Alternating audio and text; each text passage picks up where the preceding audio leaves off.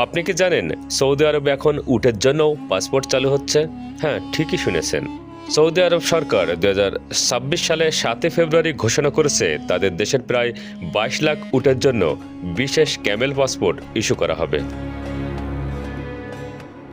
উট শুধু যাতায়াতের মাধ্যম নয়, বরং আরব সমাজে এটি মালিকের অভিজাত্যের প্রতীক এবং একটি লাভজনক শিল্প।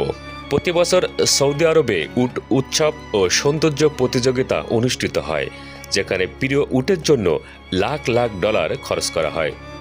তবে এই প্রতিযোগিতায় জয়ী হতে অনেকে অসাধু পদ্ধতি যেমন কৃত্রিম রূপচর্চা বা ইনজেকশন ব্যবহার করত।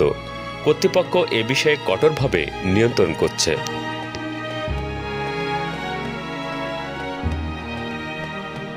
সৌদি পরিবেশ, পানি ও কৃষি মন্ত্রণালয় জানায়, নতুন পাসপোর্টের মাধ্যমে উটের পরিচয়, মালিকানা, স্বাস্থ্য রেকর্ড এবং বাণিজ্যকে স্বচ্ছ ও নিয়ন্ত্রিত রাখা সম্ভব হবে।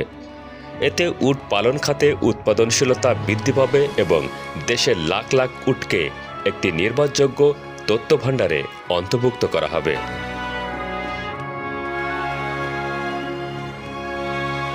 মন্ত্রণালয় সামাজিক মাধ্যমে প্রকাশিত ছবিতে সবুজ রঙের পাসপোর্টে সৌদির জাতীয় প্রতীক এবং একটি সোনালী উট খোদাই করা হয়েছে।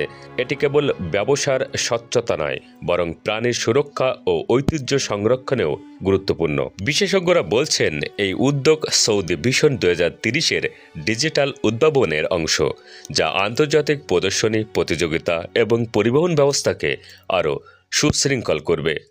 হাজার বছর ধরে আরব মানুষের জীবনের অবিচ্ছেদ্য অংশ এই উট এবার প্রযুক্তি ও আধুনিক নিয়মের সঙ্গে যুক্ত হচ্ছে এই ঐতিহ্য।